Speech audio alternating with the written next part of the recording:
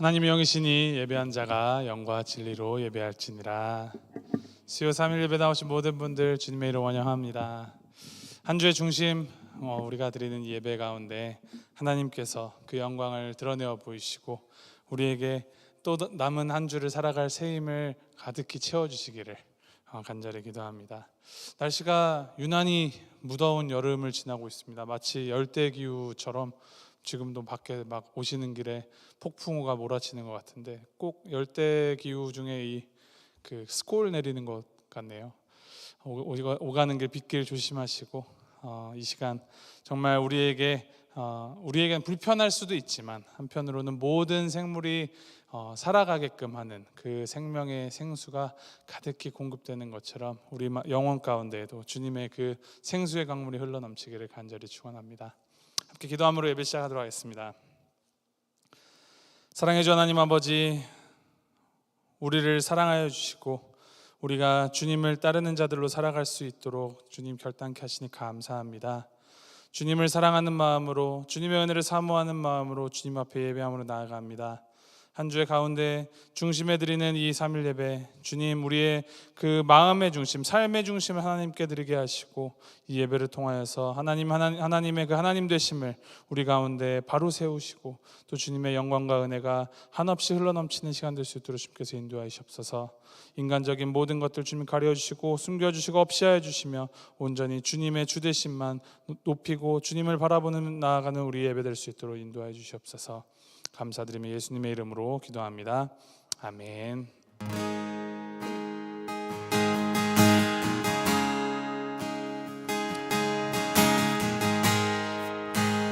함께 찬양하시겠습니다. 우리 주는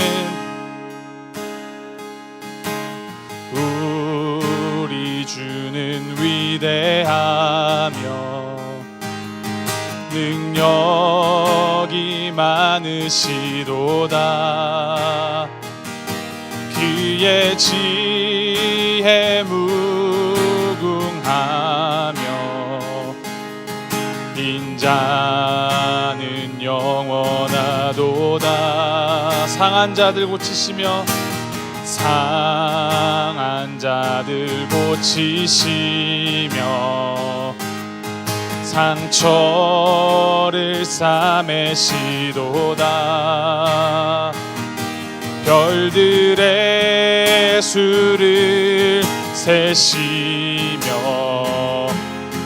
이름을 붙이셨도다. 그가 구름으로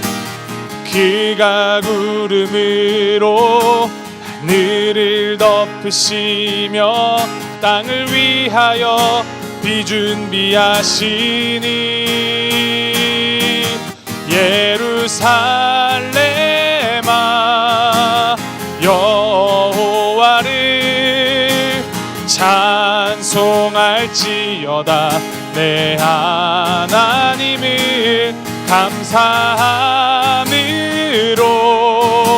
그 앞에 나가며 주 임재 앞에 경배해. 상한 자들 고치시며 상한 자들 고치시며 상처를 싸매시도다. 별들의 수를 세시며 별들의 수를 세시며 이름을 붙이셨도다. 그가 구름으로 하늘을 덮으시며 땅을 위하여 비 준비하. 다시 한번 고백합니다. 그가 구름으로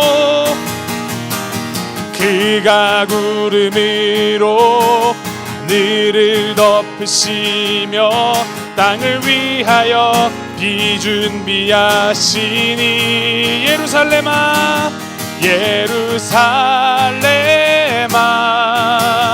여호와를 찬송할지어다. 내 하나님을 감사함으로 그 앞에 나가며 주 앞에 경배해. 그가 구름으로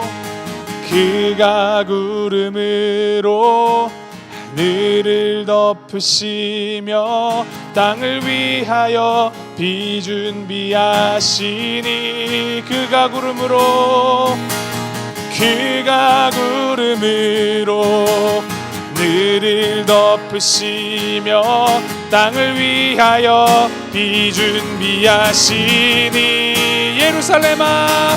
예루살렘아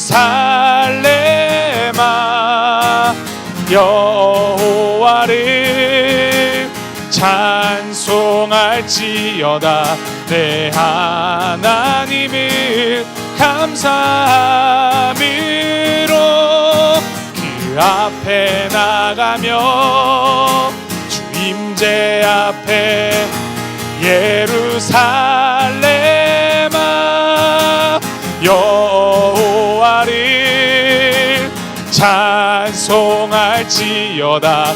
내 하나님을 감사함으로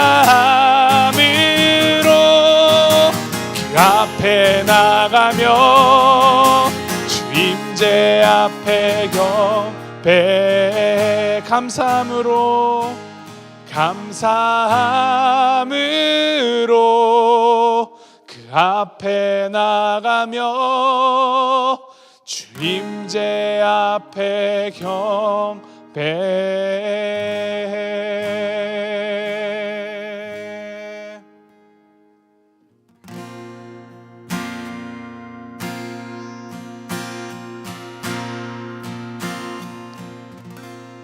그 크신 하나님의 사랑 말로 다 형용 못하네.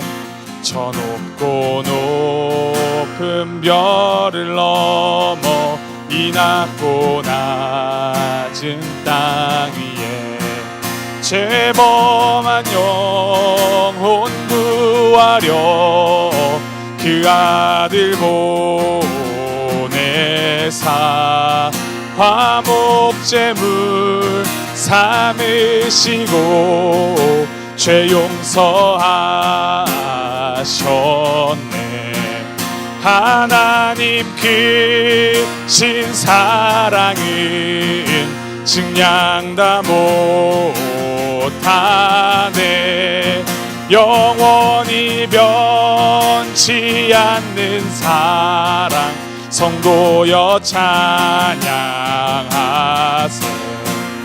괴로운 시절 지나가고 땅 위에 영화 쇠할 때 주 믿지 않던 영혼들은 큰 소리 외쳐 울어도 주 믿는 성도들에게 큰 사랑 베푸사 우리의 죄 사했으니 그네이. 하나님 크신 사랑은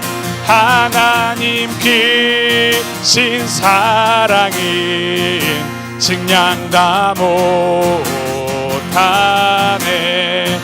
영원히 변치 않는 사랑 성도여 찬양. 하늘을 두루마리 삼고 바다를 먹물 삼아도 한없는 하나님의 사랑 다 기록할 수 없겠네. 하나님의 크신 사랑 그 어찌 닿았을까. 저 하늘로 비싸도 채우지 못하리. 하나님 크신 사랑은 증량 다 못하네. 영원 영원히 변치 않는 사랑 성도여 찬양하세. 주님의 그 큰 사랑이 얼마나 크신지 하늘을 두루마리 삼고 바다를 먹물 삼아도 다 기록할 수 없다고 찬양했습니다.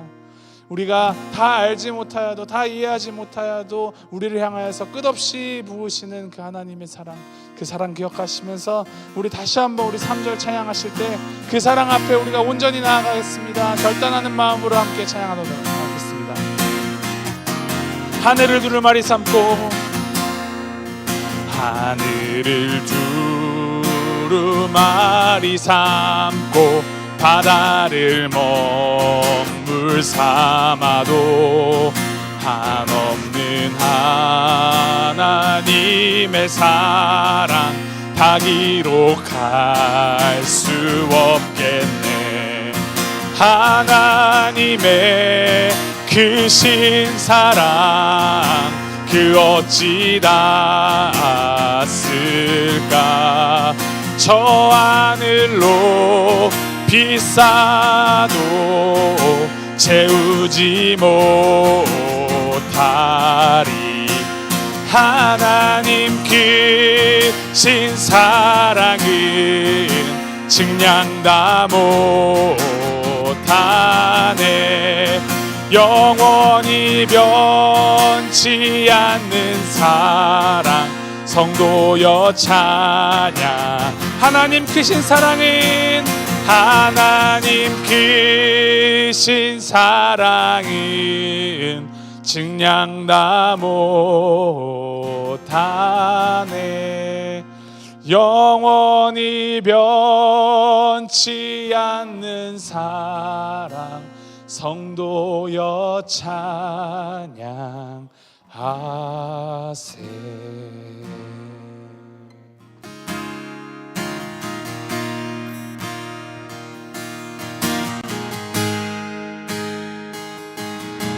다 표현 못해도 나 표현하리라. 다 고백 못해도 나 고백하리라. 다 알 수 없어도 나 알아가리라. 다 담지 못해도 나 닮아가리라. 다시 한번 고백합니다. 나 표현 못해도 다 표현 못해도 나 표현하리라. 다 고백 못해도 나 고백하리라. 다 알 수 없어도 나 알아가리라. 다 담지 못해도 나 닮아가리라. 그 사랑 얼마나 아름다운지, 그 사랑 얼마나 부욕해 하는지, 그 사랑 얼마나 크고 놀라운지를, 그 사랑 얼마나 나를 감격하게 하는지. 다시 한번 찬양합니다. 다 표현 못해도 다 표현 못해도 나 표현하리라. 다 고백 못해도 나 고백하리라. 다 알 수 없어도 나 알아가리라. 다 담지 못해도 나 닮아가리라. 그 사랑 얼마나 아름다운지, 그 사랑 얼마나 날 부욕해 하는지, 그 사랑 얼마나 크고 놀라운지를, 그 사랑 얼마나 나를 감격하게 하는 은지 그 사랑 얼마나 아름다운지 그 사랑 얼마나 날 부욕해 하는지 그 사랑 얼마나 크고 놀라운지를 그 사랑 얼마나 나를 감격하게 하는지 그 사랑 얼마나 나를 감격하게 하는지.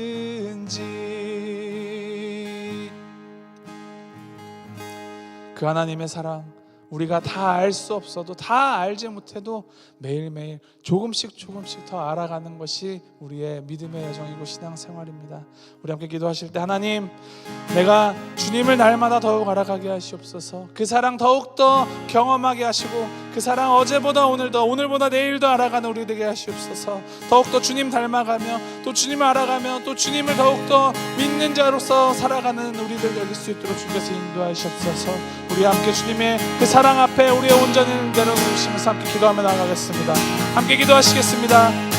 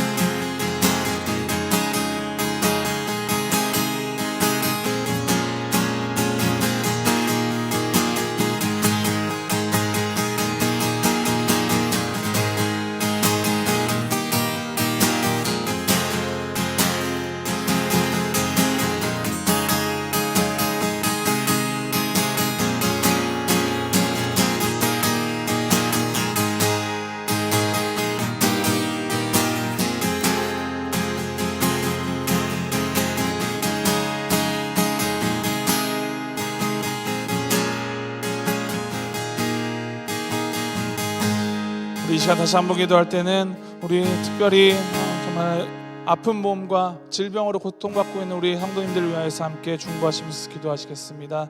정광배 장로님 오늘 눈 수술을 마치셨습니다. 수술 가운데 정말 주님께서 역사하셨듯이 앞으로 회복 과정 가운데에서도 정말 잘 인도해 주셔서 정광배 장로님 불편함 없도록 주님께서 함께 하시옵소서. 또 오기환 장로님도 많이 편찮으십니다. 주님께서 그 아픈 부분을 만져주시고 낫게 하시고 또 주님께서 굳건하게 하셔서 그 가운데에서도 더욱더 하나님의 사랑 알아갈 수 있도록 주께서 인도하시옵소서. 우리 정호민 집사님 또 고통받고 계십니다. 주님께서 위로하시고 힘을 더하시고 깨끗이 나을 수 있도록 주님께서 함께 하시옵소서. 그 외에도 참 우리 많은 우리가 알지 못하는 또 알고 있는 여러 성도님들에서 고통받고 계신데 그 모든 분들 가운데 하나님의 그 위로와 하나님의 힘이 더욱더 그들을 살릴 수 있도록 그 사랑이 더욱더 깊이 경험되는 시간 될 수 있도록 주께서 함께 하시옵소서. 우리 함께 중보하시면서 기도하며 나가겠습니다. 함께 기도하시겠습니다.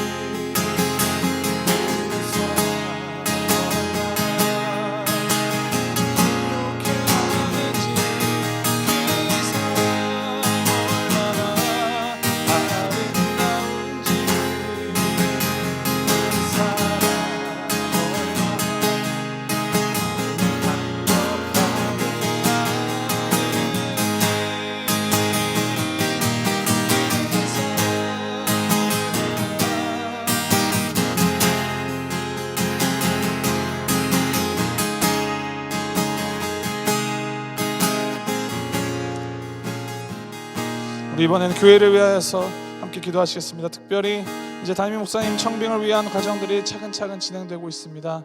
이제 앞으로 중요한 일정들을 많이 남겨두고 있는데 우리가 좋은 목사님 모시는 것도 중요하지만 우리가 먼저 그 전에 하나님의 사랑으로 우리 교회가 하나 되어서 정말 주님의 그 사랑 안에서 더욱더 하나 되고 깊어져 가고 주님의 사랑으로 우리가 하나 되는 마음으로 주님의 교회를 잘 세워갈 수 있도록 좋은 목사님이 모시는 그 모든 과정 가운데 그리스도의 사랑이 우리 가운데 충만히 드러날 수 있도록 주님께서 함께 하시옵소서.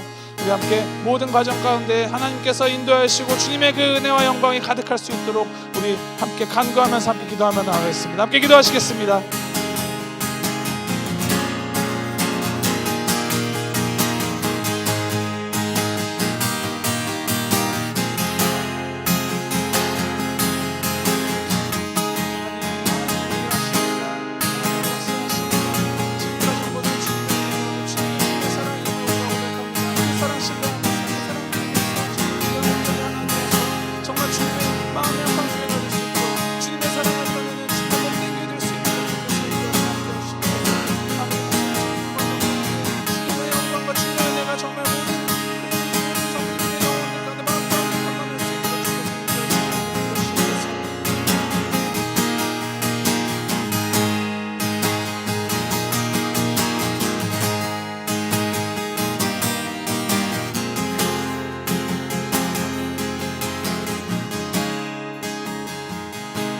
마지막으로 우리 말씀 위해서 함께 기도합니다.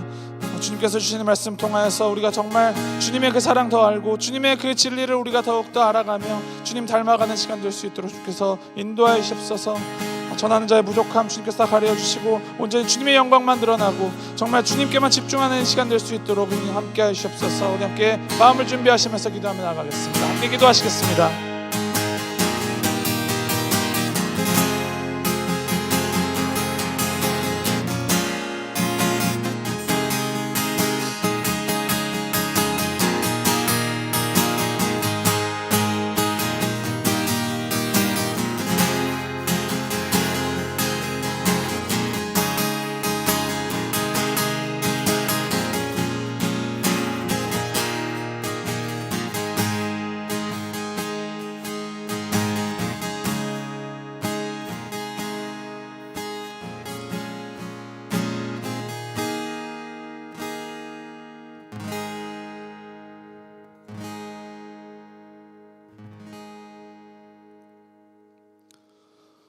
온 세상 만물을 창조하시고 말씀으로 운행하시며 그 사랑의 손길로 인도하여 주신 하나님 아버지, 주님의 그 사랑이 얼마나 위대한지요, 얼마나 큰지요. 하늘을 두루마리 삼고 바다를 먹물 삼아 기록하여도 다 기록할 수 없는, 다 쌓을 수 없는 그 사랑이 우리를 향하여 주신 주님 감사드립니다. 우리를 위하여서, 우리를 향하여서 부으시는 그 사랑 앞에 온전히 주님의 사랑을 매일매일 더 알아가고 그 사랑 앞에 바로 서서 주님의 그 사랑을 닮아서 이 세상 가운데 우리에게 맡기신 그 사랑의 사명, 복음의 사명 감당하며 살아가는 우리가 될 수 있도록 주님께서 인도하여 주옵소서. 주님, 예배 가운데 우리의 영혼을 만져주시고 은혜 더하셔서 정말 주님을 닮아가고 주님을 알아가는데 더욱더 힘쓰는 자들이 될 수 있도록, 그런 교회가 될 수 있도록 주님이 인도하여 주시고 함께하여 주옵소서. 감사드리며 예수님의 이름으로 기도합니다. 아멘.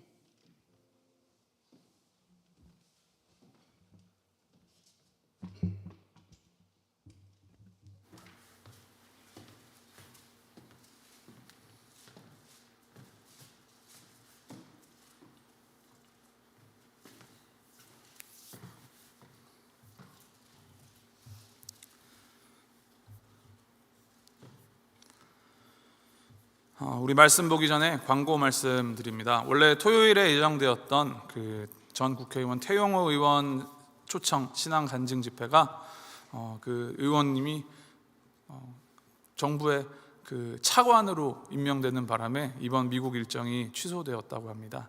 그래서 우리 간증 집회도 부득이하게 취소되었으니 참고하여 주시기 바랍니다. 토요일에 교회 오셔서 기도하시고 싶으신 분들은 오셔도 됩니다. 네, 우리 함께 하나님의 말씀 보겠습니다. 우리 사사기 11장 29절부터 40절까지 말씀 우리 함께 한 절씩 교독하시도록 하겠습니다. 사사기 11장 29절부터 40절까지 말씀 우리 하나님의 말씀 함께 받습니다. 29절 말씀 제가 먼저 읽겠습니다. 이에 여호와의 영이 입다에게 임하시니 입다가 길르앗과 므낫세를 지나서 길르앗의 미스베에 이르고 길르앗의 미스베에서부터 암몬 자손에게로 나아갈 때에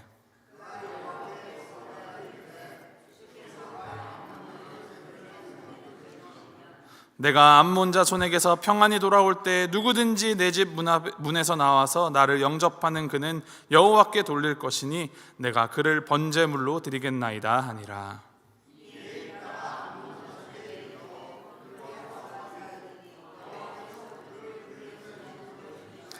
아로엘에서부터 민닛에 이르기까지 20성읍을 치고 또 아벨그라밈까지 매우 크게 무찌르니 이에 암몬 자손이 이스라엘 자손 앞에 항복하였더라.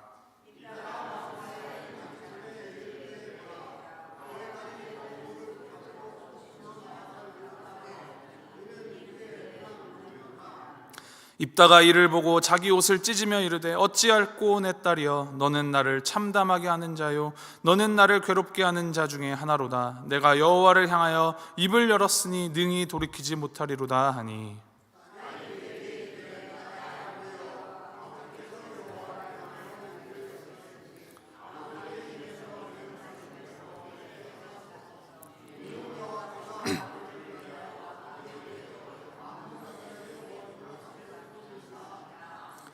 또 그의 아버지에게 이르되 이 일만 내게 허락하사 나를 2달만 버려두소서. 내가 내 여자친구들과 산에 가서 나의 처녀로 죽음을 인하여 애곡하겠나이다 하니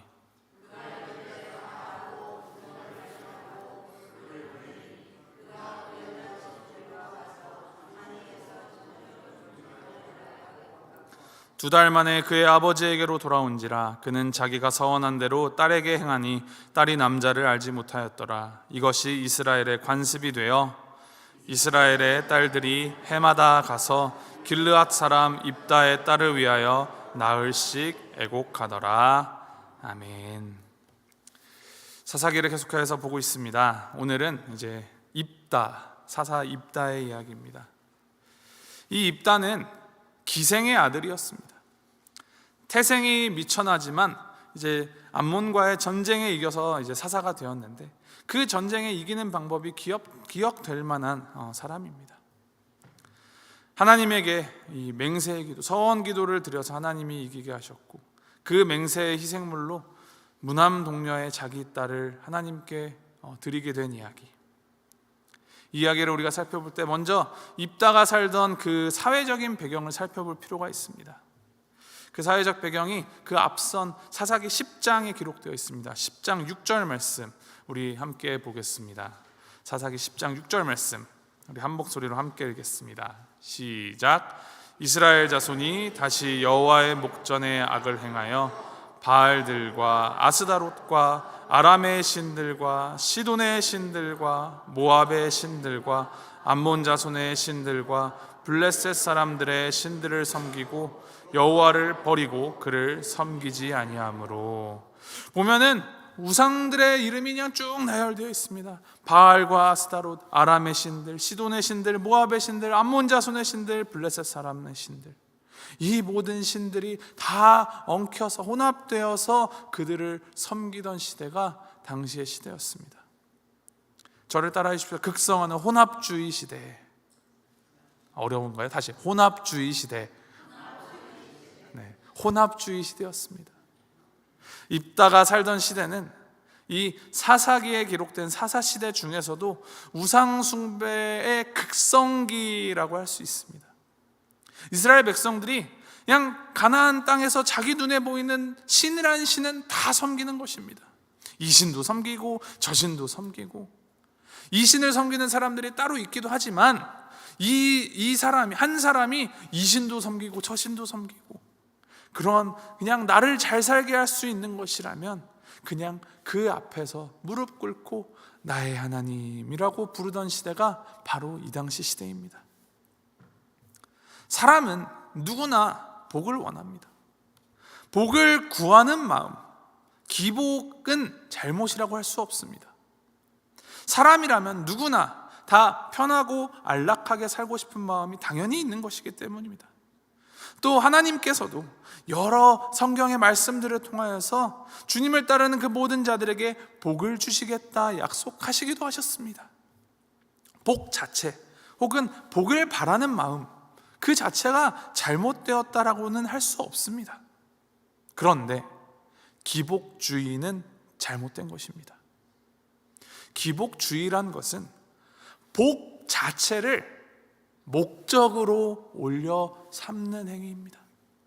복 자체는 잘못된 것이 아니지만 이것을 나의 목표로 삼고 목적으로 삼는 이 기복주의는 잘못된 것입니다. 나를 잘 살 수 있게 하는 거라면, 내가 복을 받을 수 있는 것이라면 무엇이든지 가리지 않는 것이 기복주의입니다. 성경은 오직 우리 창조주 하나님 한 분만을, 그리고 그의 아들 예수 그리스도만을 우리의 주로 섬길 때, 우리의 목적으로 주님을 삼을 때 우리가 복을 누린다라고 말합니다. 히브리어의 복은 이제 에쉐르라는 단어입니다. 이 에쉐르라는 단어가 가지고 있는 뜻이 크게 세 가지가 있습니다. 첫 번째가 무엇이냐? 무릎을 꿇다라는 의미입니다.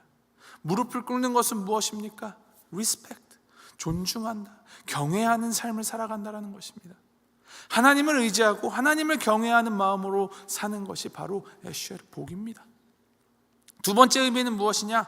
똑바로 걸어가는 것, 똑바로 걷다라는 의미입니다. 바라보는 것이 하나다라는 것입니다. 한 분이신 하나님만 바라보는 것. 그래서 하나님 한 분에게 마음을 다하고 정성을 다하고 뜻을 다하고 우리의 성품을 다하는 삶, 그것이 바로 복 있는 자의 삶의 모습입니다. 세 번째는 무엇이냐? 즐거워하다. 억지로 하는 것이 아니라 즐거워하는 삶. 그런 말이 있죠. 똑똑한 사람보다는 열심히 하는 사람이 더 낫고, 열심히 하는 사람보다는 즐기는 사람이 더 낫다. 하나님을 진정으로 즐거워하고 기뻐하는 것이 이 성경이 말해주는 복입니다. 이 세 가지 의미 중에 특별히 두 번째 의미, 똑바로 걷다라는 의미를 우리는 늘 기억해야 합니다. 바라보는 것이 하나일 때 똑바로 걸을 수 있고, 그러한 삶 자체가 복된 삶이라는 것이죠. 염려라는 것, 근심이라는 것이 무엇입니까? 마음이 나뉘는 것입니다. 마음에 이 생각도 들고 저 생각도 들고, 그렇게 마음이 나뉘어서 내가 여러 군데를 바라보는 것이 염려고 근심입니다.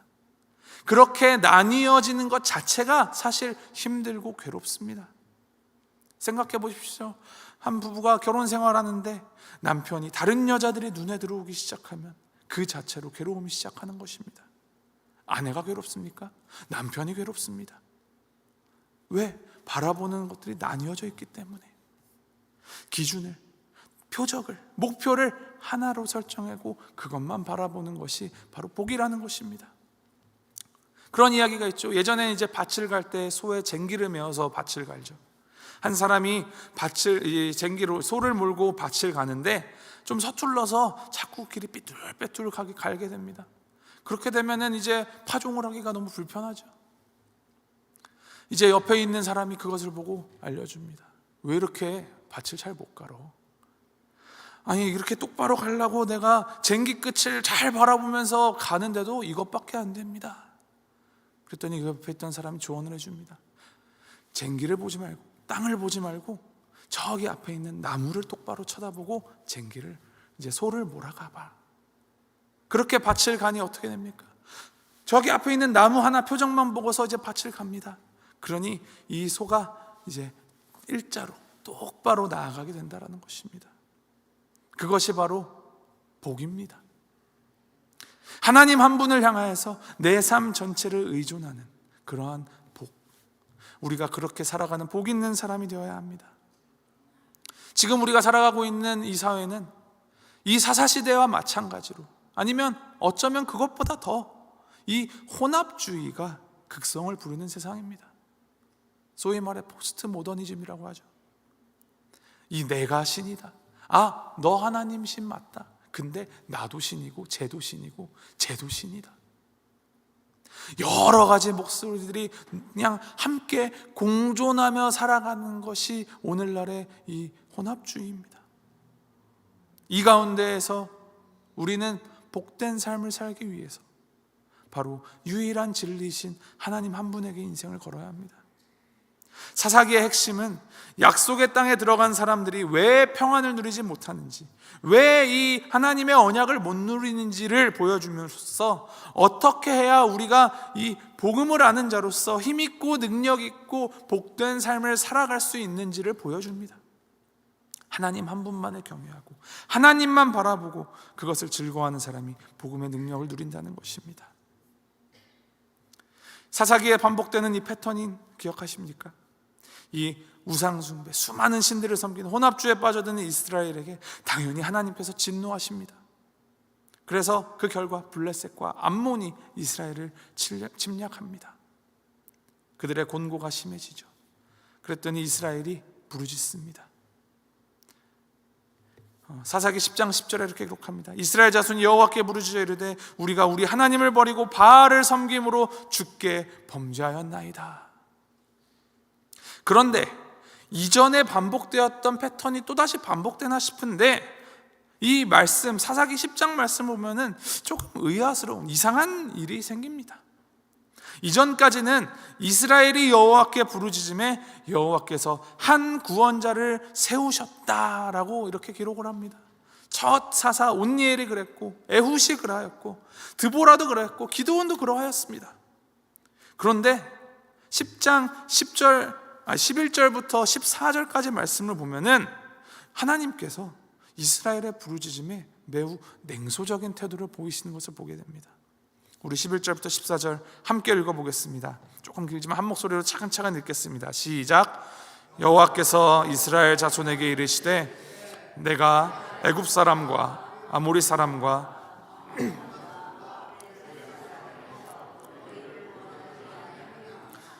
또 시돈 사람과 아말렉 사람과 마온 사람이 너희를 압제할 때에 너희가 내게 부르짖음으로 내가 너희를 그들의 손에서 구원하였거늘 너희가 나를 버리고 다른 신들을 섬기니 그러므로 내가 다시는 너희를 구원하지 아니하리라. 가서 너희가 택한 신들에게 부르짖어 너희의 환난 때에 그들이 너희를 구원하게 하라 하신지라. 무슨 말입니까? 옛날에 내가 너희를 구해주고 또 구해줬는데 너희가 나를 버리고 다른 신을 섬기다가 또 나를 찾느냐? 나는 구원하지 않겠다. 이스라엘의 그 부르짖음에도 하나님이 모른 척 하십니다. 외면하십니다. 이때 이스라엘이 하나님께 보여드리는 추가적인 행동이 하나 더 있습니다. 15절 16절 말씀 우리 함께 읽습니다. 15절 말씀 시작. 이스라엘 자손이 여호와께 여쭈어 우리가 범죄하였사오니 주께서 보시기에 좋은 대로 우리에게 행하시려니와 오직 주께 구하옵나니 오늘 우리를 건져내옵소서 하고 자기 가운데에서 이방 신들을 제하여 버리고 여호와를 섬김에 여호와께서 이스라엘의 곤고로 말미암아 마음에 근심하시니라. 아멘. 말로만 하나님을 이제 부르짖는 것에서 그치는 것이 아니라 이제 이방 신들을 자기 손으로 직접 제거하기 시작하였습니다. 하나님을 향한 이 이스라엘의 진정성이 이제서야 드러나 보이는 것입니다. 그 진정성을 보시고 하나님이 어떻게 하십니까? 근심하십니다. 근심하시는 하나님. 하나님이 이스라엘의 곤고를 두고 근심하신다라는 말은 무엇을 뜻합니까? 이제 하나님의 구원이 시작되었다라는 말입니다. 구원을 위한 하나님의 이 궁리가 시작되었다라는 말입니다. 구원의 가능성과 희망이 전제된 말이 바로 하나님이 누구누구를 위해 근심하신다라는 성경의 표현입니다. 함께 따라하겠습니다. 근심하시는 하나님, 포기하지 않으시는 하나님, 우리 하나님께서 우리를 구원하시기 위하여 근심하십니다. 흔히 우리가 이야기하기를 우리가 믿음으로 의롭다함을 얻는다라고 합니다. 맞습니다. 우리의 행위나 공로가 아니라 나를 향한 이 하나님의 전적인 사랑, 예수 그리스도의 십자가 은혜를 믿는 믿음으로 구원을 얻습니다. 이 여기서 믿음이라는 단어가 사도 바울이 표현하는 단어라면 똑같은 이 믿음이라는 단어를 앞에 복음서에서는 세례 요한이나 예수님이 다른 말로 표현을 하시는데 그 단어가 무엇인지 아십니까? 바로 회개입니다. 회개하라 천국이 가까웠느니라. 그것이 같은 말입니다. 회개란 무엇입니까? 방향을 전환하는 것입니다. 지금까지 오던 길을 바꾸는 것입니다. 내가 나아가야 할 곳이, 내가 가기로 한 목적지가 워싱턴 DC인데 북쪽으로 뉴욕을 향해서 올라가면서 아이고 내가 잘못 가고 있구나, 내가 잘못된 방향으로 가고 있구나라고 깨닫는 것이 회개입니까? 아닙니다. 차 돌려야죠. 유턴해서 북쪽으로 향하던 길을 다시 돌이켜서, 얼마나 멀리 갔든지 간에 다시 방향을 돌이켜서 남쪽으로, DC 방향으로 향하는 것이 바로 회개입니다. 내가 잘못했구나 그냥 깨닫고 생각하고 말만 하면서 계속 똑같이 나아가는 것, 거기에 하나님은 더 이상 속지 않으십니다. 단순히 그냥 말로, 입술로 내가 예수님이 나의 구주이심을 믿습니다, 내가 믿음으로 천국감을 확신합니다 라고 고백만 하는 것이 아니라 회개에 합당한 열매를 맺는 사람, 그러한 삶, 그것이 바로 믿음의 삶이고 회개하는 삶입니다. 하나님의 사랑이 우리를 향해, 나를 향하여서 위로부터 한없이 쏟아져 내려옵니다. 제가 지난주에 나이아가라 갔다 왔는데 참 그 물을 보는데 그렇게나 많은 물의 양이 어쩜 그렇게 끊이지도 않고 한없이 쏟아지는지, 하나님의 사랑은 그 나이아가라 폭포보다 더 충만하게 우리 위로 쏟아져 내립니다. 그 사랑을 다 알기 이전에, 하나님의 그 은혜를 알기 이전에는 그 하나님의 사랑을 내가 뭐 준비를 하고 내가 무엇을 하고 이루고 갖추어야만 되는 줄 알고 살았다면, 이제는 내가 무조건적인 이 사랑의 대상임을 믿는 사람으로서 하나님을 향하는 삶을 살아가는 것이 회개요 믿음의 삶입니다. 그래서 하나님 한 분만 바라보고 하나님이 원하시는, 하나님이 기뻐하시는 방향으로 나아가고 살아가는 것이 회개입니다. 이런 이야기가, 재밌는 얘기가 있습니다.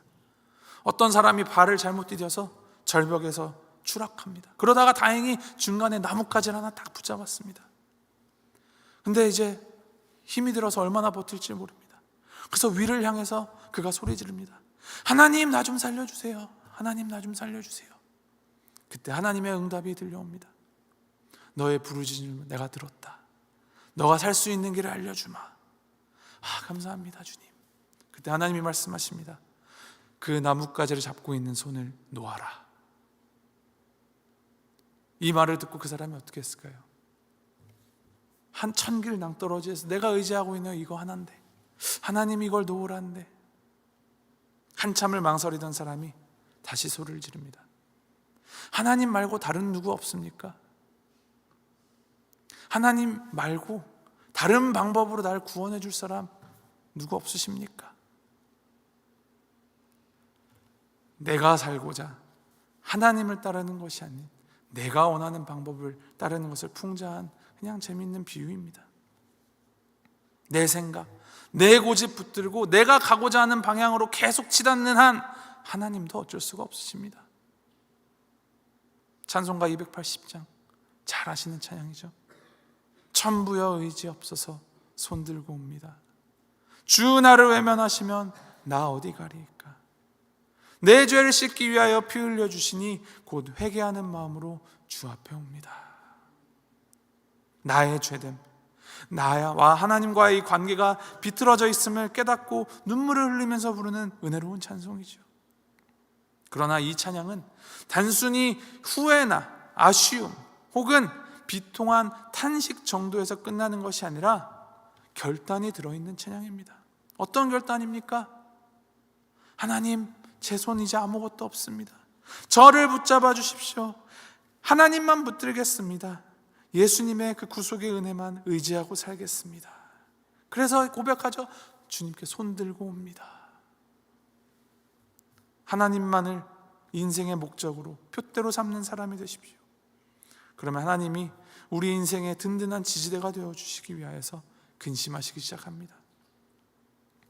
그리고 그 하나님의 근심이 시작될 때 하나님의 구원이 이미 우리에게 임합니다. 오늘 입다 이야기의 이 초점이 바로 그것입니다. 우리를 구원하는 믿음, 성도가 하나님의 말씀을 따라 순종하는 삶, 그것들이 어느 정도의 것이어야 하는가, 그것에 상관없이 하나님이 우리의 그 결단 안에서 하나님께서는 역사하시기 시작하신다는 것입니다. 이제 입다의 이야기로 한번 들어가 봅니다. 사사기 11장부터 이제 입다에 대한 개인적인 이야기들이 나옵니다. 1절부터 3절까지 말씀 제가 읽어드리겠습니다. 한번 눈으로 따라와 주십시오. 11장 1절부터 3절까지 말씀. 길르앗 사람 입다는 큰 용사였으니 기생이 길르앗에게서 낳은 아들이었고 길르앗의 아내도 그의 아들들을 낳았더라. 그 아내의 아들들이 자라매 입다를 쫓아내며 그에게 이르되 너는 다른 여인의 자식이니 우리 아버지의 집에서 기업을 잊지 못하리라 한지라. 이에 입다가 그의 형제들을 피하여 돕 땅에 거주하매 잡류가 그에게로 모여와서 그와 함께 출입하였더라. 입다는 길르앗 지방에 사는 길르앗이라는 사람이 기생을 통하여서 낳은 아들입니다. 첩의 아들입니다.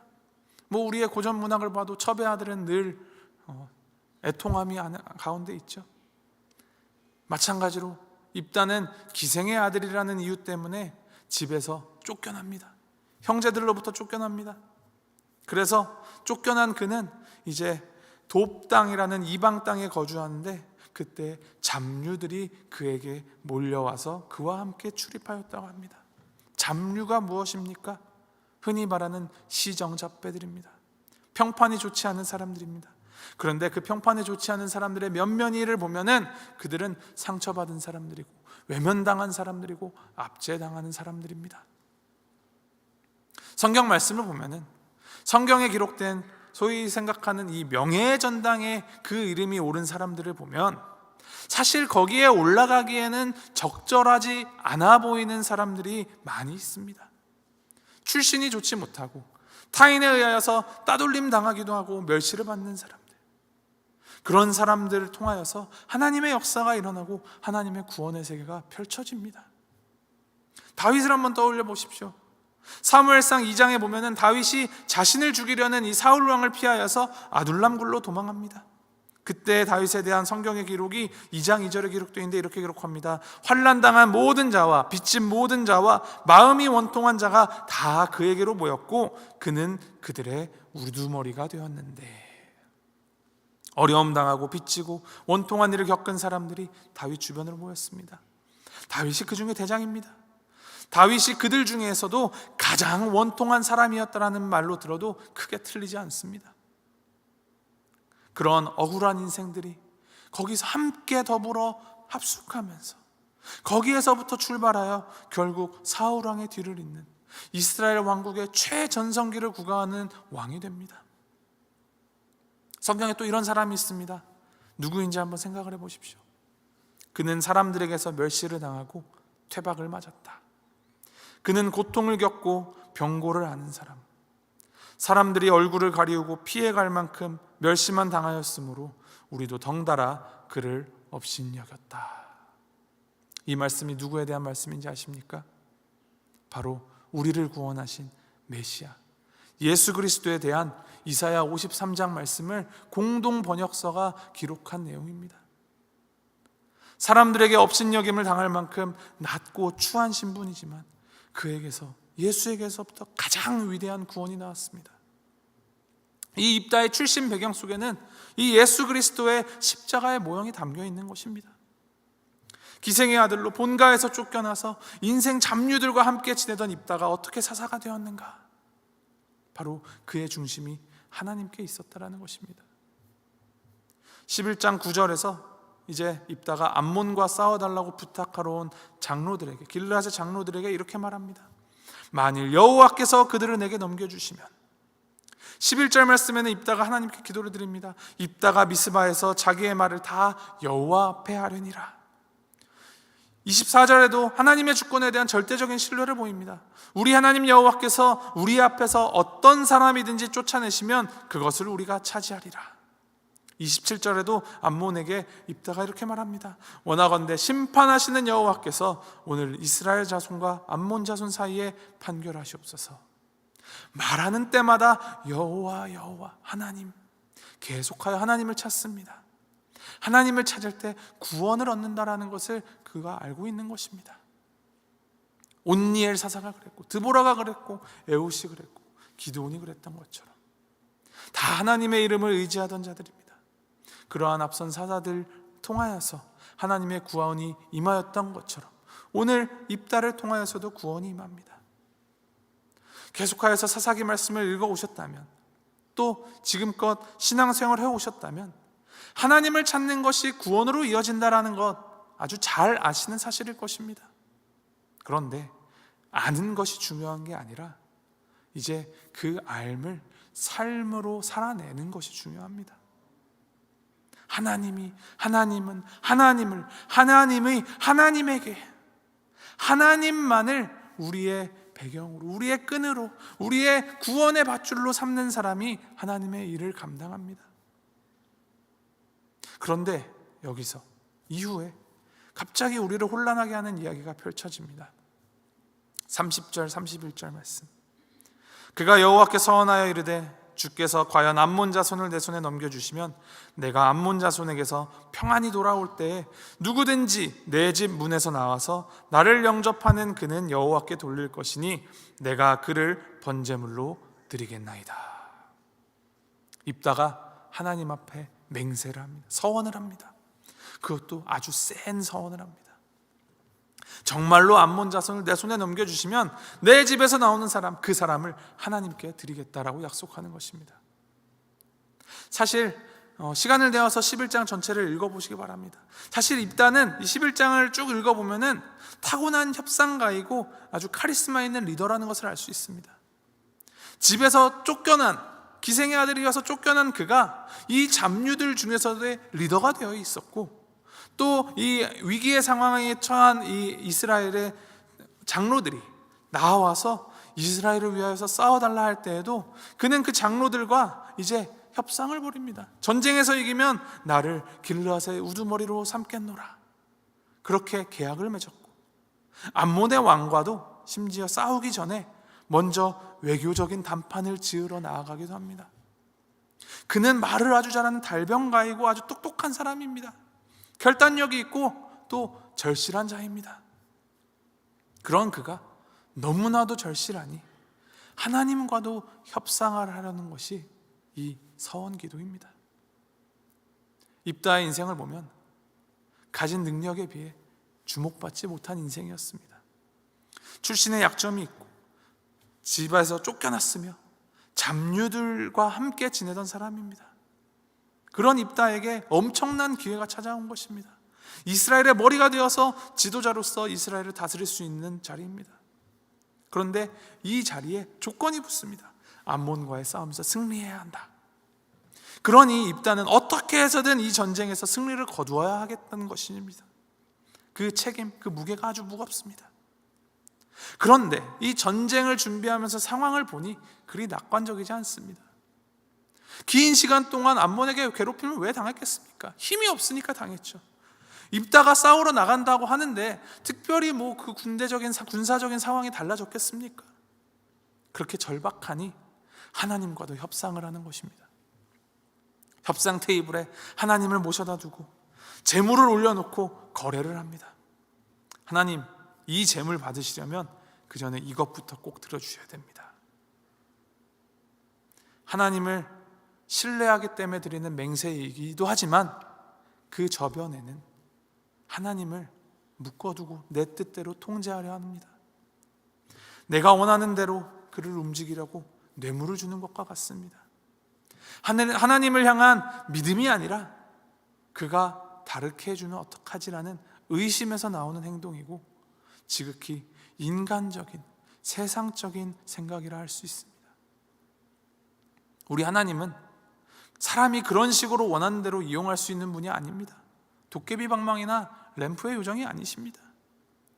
하나님께서는 이미 이스라엘을 구하기로 계획하셨고 입다를 선택하셨습니다. 하지만 입다는 그것을 깨닫지 못했고 하나님을 신뢰하지 못한 것입니다. 그래서 입다는 하나님께 서원을 했고 커다란 비극을 낳게 됩니다. 하나님 외치고 하나님께 세움을 받았으면서도 하나님을 제대로 알지 못한 것입니다. 오늘 본문 말씀을 가만히 보면은 입다가 사사가 되어 암몬과의 전쟁을 벌이기 직전까지 이야기가 1절부터 29절까지, 그리고 입다의 서원이 30절 31절 이렇게 장황하게 길게 기록이 되어 있는데, 정작 암몬과의 이 전쟁에서 승리한 이야기는 그냥 32절 33절 딸랑 2절에 기록되어 있습니다. 그리고 오히려 전쟁 이후 입다의 이 서원에 의한 후일담이 34절부터 40절까지 이 전쟁의 승리보다 더 길게 기록이 되어 있습니다. 그 서원의 결과는 암몬과의 전쟁에서 승리한 기쁨의 그 환희와 그 행복감을 한순간에 다 빼앗아 버립니다. 입다가 집으로 돌아왔을 때 그의 하나뿐인 딸이 아버지의 승리를 축하하며 아버지를 맞으러 나옵니다. 34절 말씀 중간에 보라라는 말이 나옵니다. 이 보라라는 말을 덧붙이면서 성경은 이 끔찍한 일이 일어나고 있다는 것을 강조합니다. 그가 경솔하게 내뱉은 말이 얼마나 큰 대가를 치르게 하는지를 보여주는 것입니다. 그 딸이 나온 것을 보고 입다는 자기 옷을 찢으며 괴로워합니다. 그런데 이 일을 돌이킬 수 없습니다. 왜 그는 이 일을 돌이키지 않았을까요? 입다는 하나님의 자비를 구하면서 이 딸의 아버지로서 하나님 앞에 엎드려 용서를 구할 수 있었습니다. 그럼에도 불구하고 입다는 자신의 이 어리석음과 잘못을 인정하면서 하나님께 용서를 구하지 않았습니다. 왜 그랬을까요? 그것은 자기가 협상가로서 자신이 만들어 놓은 그 협상을 깨고 싶지 않아서입니다. 사실 암몬과의 전쟁에서의 승리는 입다가 서원을 하였기 때문에 승리한 것이 아닙니다. 하나님께서는 이미 이스라엘에게 승리를 주셨습니다. 입다가 서원을 하지 않았어도 하나님께서는 이스라엘이 승리하도록 인도하셨을 것입니다. 그것이 하나님의 사랑이고 하나님의 은혜이고 하나님의 약속이기 때문입니다. 그런데 입다는 하나님을 자기 수준으로 낮추어 버렸습니다. 하나님을 자신과 함께 협상 테이블에 마주 앉아서 이 계약서에 사인하는 계약자 정도로 만들어버린 것입니다. 그것은 하나님에 대한 오해이며 하나님에 대한 불신앙입니다. 그래서 이 계약을 파기하면 전쟁에서의 승리도 파기되는 것이다 라고 생각한 것입니다. 결국 그는 자신이 서원한 대로 딸을 바칩니다. 이 하나님께 바쳤다라는 것, 이것을 두고 어떤 학자들은 좋은 뜻, 좋은 의미로 그 딸이 평생 처녀로서 성전에 봉사하는 일을 위해 바쳐졌다라고 해석하기도 합니다. 하나님이 사람을 제물로 바치는 이 인신공양을 하던 우상들의 제사를 아주 혐오하시고 미워하신 하나님이시기 때문에 그렇게 사람을 제물로 바치는 것이 아니라 하나님의 성전에서 봉사하게 하셨을 것이다, 좋은 뜻으로 해석을 하기도 합니다. 그런데 반면에 또 다른 학자들은 40절 마지막 말씀에 보면 이스라엘의 딸들이 해마다 나흘씩 이 딸을 위하여 애곡하였다라는 것을 미루어 보면 실제로 딸이 제물로 바쳐진 것이다 라고 보기도 합니다. 이러한 일이 정말 벌어지지 않았었다면 정말 좋겠지만 문맥상, 맥락상, 그리고 이 입다의 배경과 신앙을 볼 때에는 사실 정말 딸이 제물로 바쳐졌다라고 보는 것이 더 설득력이 있습니다. 입다는 하나님을 알지만 몰랐던 것입니다. 입다는 길앗 사람이었습니다.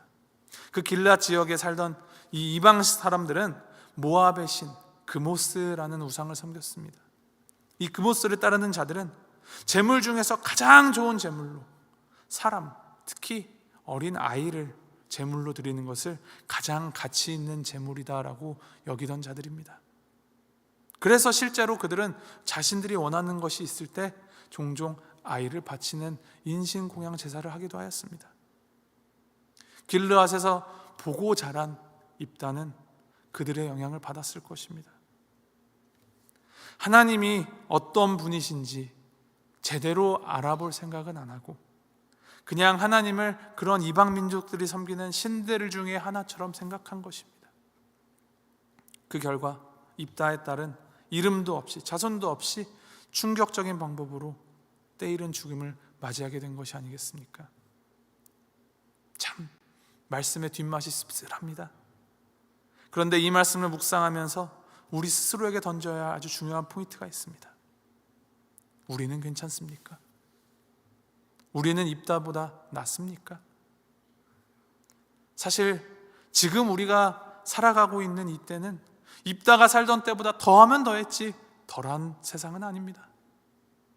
이 세상의 문화는 우리를 오염시키고 우리를 왜곡시키고 우리가 아는 진리를 삐뚤어지게 합니다. 하나님에 대해서 오해를 하게 하고 하나님을 잘못 섬기게 합니다. 그래서 우리는 우리 안에 무엇이 있는지를 하나님 앞에서, 성경 말씀 앞에서 철저하게 점검해 보아야 합니다. 하나님 말고 내 안에 다른 것이 있지는 않습니까? 하나님과 다른 것이 섞여 있지는 않습니까? 엉뚱한 방향으로 나아가고 있지는 않습니까? 나를 위하여 하나님을 나의 수준으로 낮추어 놓고 하나님과 협상을 벌이고 있지는 않습니까? 사람의 생명을 빼앗아서 드리는 제물은 하나님이 기뻐하시지 않으십니다. 그런데 살아있는 사람을 하나님께 제물로 드리면 하나님께서 기뻐하십니다. 이것이 무슨 말입니까? 하나님께서는 거룩한 산 제물을 원하신다 하는 것입니다. 로마서 12장 말씀, 그러므로 형제들아 내가 하나님의 모든 자비하심으로 너희를 권하노니 너희 몸을 하나님이 기뻐하시는 거룩한 산 제물로 드리라. 이는 너희가 드릴 영적 예배니라. 너희는 이 세대를 본받지 말고 오직 마음을 새롭게 함으로 변화를 받아 하나님의 선하시고 기뻐하시고 온전하신 뜻이 무엇인지 분별하도록 하라. 하나님께서 원하시는 제사는 내가 살아있는 제물이 되어서 하나님께 드려지는 것입니다. 나부터 하나님께 드리고 하나님의 뜻에 따라 살아가는 것입니다. 어떻게 우리가 제물이 될 수 있겠습니까? 그것이 가능하게 한 것이 바로 예수님이 먼저 제물이 되셨기 때문입니다. 참으로 역설적인 것은 하나님은 이 사람의 생명을 희생함으로 드리는 제사를 원하지는 않으십니다. 하지만 하나님은 우리를 살아있는 제물로 받으시기 위하여서, 우리가 드리는 제사를 받으시기 위하여서 자신의 하나뿐인 아들을 죽이셨습니다. 오늘 입다의 딸 역시도 아버지의 잘못된 서원이지만 그 서원에 따라 기꺼이 자기 자신을 내어놓습니다. 입다의 딸이 아버지에게 말합니다. 아버지 말씀대로 하십시오. 대신 2달만 제게 죽음을 준비할 시간을 주십시오. 이 모습이 예수님의 십자가에 겹쳐 보입니다. 겟세마네 동산에서 주님께서 기도하십니다. 아버지 이 잔을 내게서 지나가게 하옵소서. 그러나 내 뜻대로 마시고 아버지 뜻대로 하시옵소서. 아버지와 딸이 하나가 되어서 그 서원을 이루었듯이 하나님 아버지와 그 아들 예수 그리스도가 하나 되어서 우리의 대속물이 되셨습니다. 우리가 이러한 그리스도의 그 사랑을, 한없이 쏟아지는 그 사랑, 우리를 위하여서 준비하신 그 은혜를 바로 아는, 하나님을 아는 지식 가운데 우리가 하나님을 기뻐하시는 삶으로 주님 앞에 예배드림으로 살아가는 것, 그것이 바로 믿음의 삶입니다. 그리고 그렇게 할 수 있게 된 것이 다 예수님 때문입니다. 예수님께서 우리를 위해, 예수님이 나를 위해 희생되셨기 때문입니다. 그래서 내가 하나님이 받으실 만한 제물이 되었습니다. 그래서 이것을 안다면, 이것을 믿는다면 우리는 하나님 하나만을 바라보고, 한 분만을 바라보고 하나님이 기뻐하시는 거룩한 산 제물이 되어야 합니다. 이미 되었습니다. 그렇기 때문에 그렇게 살아가야 합니다. 이것을 기억하시고 마음에 새기셔서 하나님을 바로 알고 하나님께서 기뻐하시는 정말 거룩한 산 제물로 살아가는 우리가 되기를, 또 우리 볼티모어 교회가 되기를 주님의 이름으로 간절히 축원합니다. 그 마음 담아서 우리 하나님 앞에 함께 찬양합니다. 나 주님의 기쁨 되기 원하네. 내가 원하는 한 가지, 주님의 기쁨이 되는 것. 주님, 나를, 우리 교회를 거룩한 산제물로 주님께 올려드립니다. 주님의 뜻을 우리 가운데 행하소서, 임하소서. 우리 간절히 결단하고 간구하는 마음으로 함께 찬양하며 나아가겠습니다.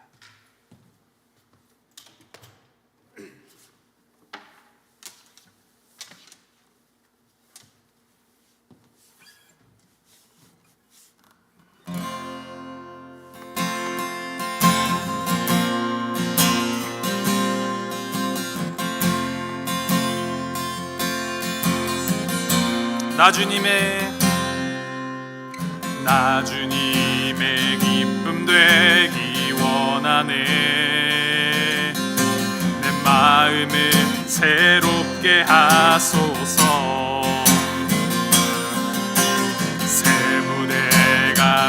되게 하여 주사 주님의 빛 비추게 하소서. 내가 원하는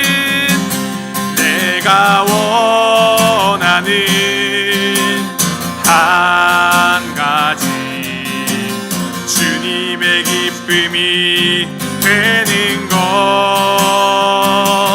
내가 원하는 한 가지 주님의 기쁨이 되는 것. 겸손히 내 마음 드립니다. 겸손히 내 마음 드립니다. 나의 모든 것 받으소서. 나의 마음 깨끗게 씻어주사 주의 길로 행하게 하소서. 내가 원하는 한 가지 주님의 기쁨이 되는 것.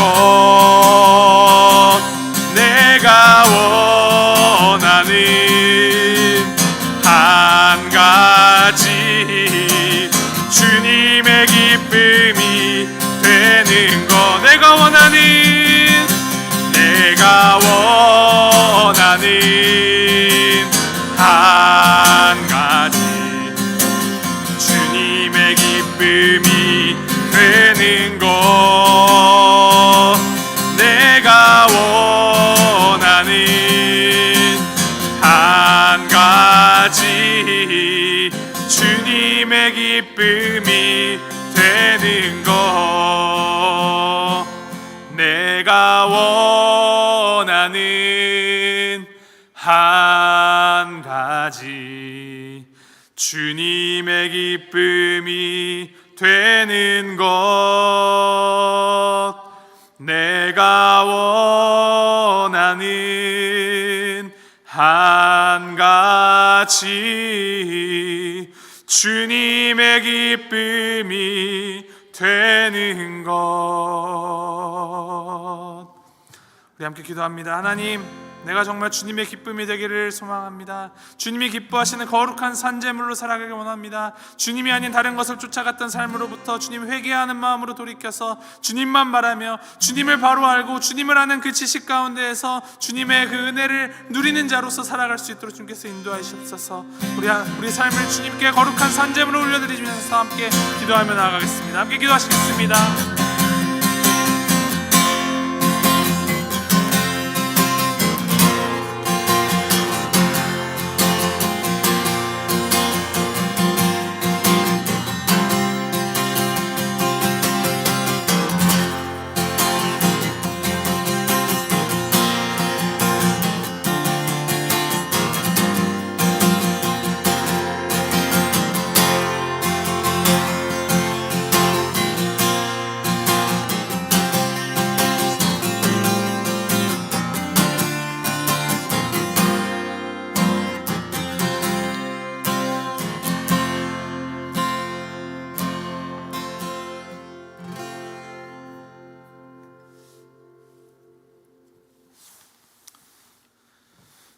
하나님, 수많은 소리들이 내가 하나님이다, 내가 구원이다 외치는 이 혼합주의 가운데 살아가는 우리들, 진실한 참된 진리를 알려야 할 시대적인 사명이 더욱더 절실한 시대를 우리가 살아가고 있습니다. 주님, 그 수많은 아우성들 속에서 오직 예수 그리스도를 믿는 믿음으로 우리가 하나님만이 우리의 참 구원 되신다는 그 사실을 삶으로 드러내어 보이는 자들 되게 하시옵소서. 하나님을 바로 아는 순전한 믿음으로, 절대 순종함으로 우리도 구원을 누릴 뿐만이 아니라 이 시대의 구원의 통로가 되는 우리가 될 수 있도록 좀 인도하여 주시옵소서. 아들 예수를 죽이시기까지 우리를 사랑하시는 그 사랑 외면하지 않게 하시고 모른다 하지 않게 하시고 우리의 순전한 헌신과 사랑으로 하나님의 영광과 기쁨이 되게 하여 주시옵소서. 아들을 주시기까지 우리를 먼저 사랑해 주시는 그 사랑을 찬양하오며 모든 말씀 우리 주 예수 그리스도 이름으로 기도합니다.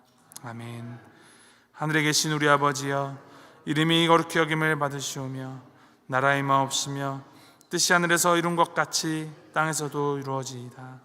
오늘날 우리에게 일용할 양식을 주옵시고 우리가 우리에게 죄 지은 자를 사하여 준 것 같이 우리의 죄를 사하여 주옵시고 우리를 시험에 들게 하지 마옵시고 다만 악에서 구하옵소서. 대개 나라와 권세와 영광이 아버지께 영원히 있사옵나이다.